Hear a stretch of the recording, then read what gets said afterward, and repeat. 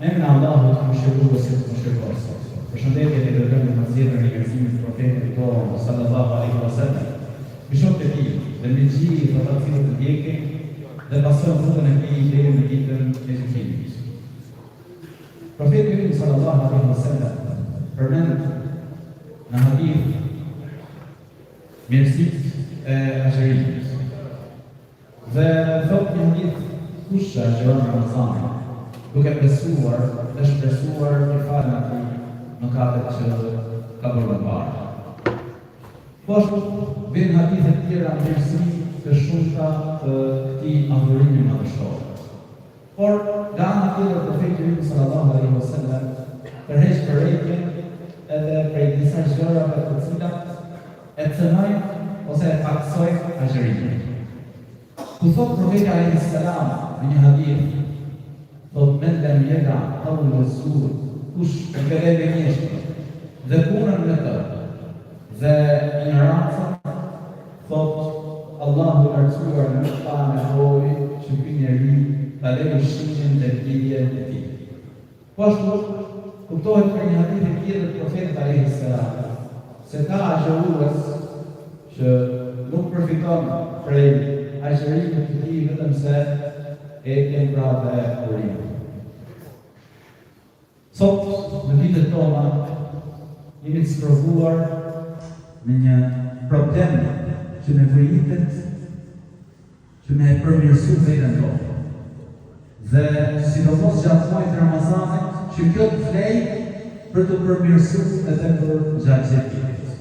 Profeti alaihi salam përmend në një hadith ku thotë çdo mëngjes siç kuptohet prej hadithit, gjymtyrët i drejtohen gjuhës dhe i thonë friksoju Allahut për ne, sepse i thonë ne jemi me ty. Nëse ti drejtohesh pra të mirë, të hajër, ne drejtohemi pas teje. E nëse ti ndjek keqen, ka flet keq, atëherë ne përsëri ndjekim ty, pra i vëmë pasojat edhe gjymtyrët tjera. Dhe prej gjërave që janë sprovuar njerëzit më shumë që janë dy veprim, ose dy cilësit që janë që i ka gjuha, gibeti edhe tashetene.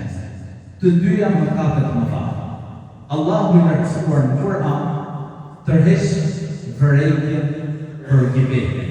Thotë wala yaghdab ba'dukum ba'dan. Dhe mos ta përvojoni pra njëri tjetrin. Ayuhibbu ahadukum an ya'kula lahma akhihi maytan fakarihtumu. A mos don të njëri prej jush të hajë mishin e vllajt të tij të vdekur, e urrejnë për Zotin se cilësit të gjatë. Profeti alaihi salam një herë i pyeti shokët e tij ta çfarë është gibeti. Tham Allahu dhe dërgumi i tij e tij.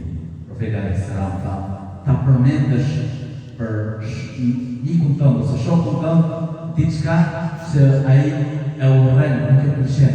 Sa më dërgumi i Zotit.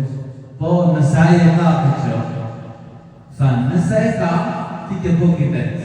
Nëse se ka, pa ti e ke akuzuar. Dhe subhanallahu përmendin për njërin prej të parëve, ai ishte njëri që ruhej shumë prej gibetit.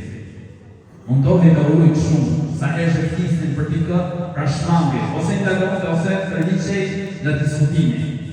Por një herë shëllojnë një mezhlis, ku fillu flasin dhe ky heshti. Shikon në anë, sikur ishin ndet gjithë duke ngrënë pra prej mishit kufomës atij personi që përvonin gibet. Dhe i tha ti bujro, tha jo, unë një aston të nga. Zotin na ruaj. E mëkati tjetër i madh që është i gjuhës është tashetene. Pa e fjallë dhe i në vend qoke tjetëri, fut shërë njerëzit, edhe kjo subhanallahu shëron.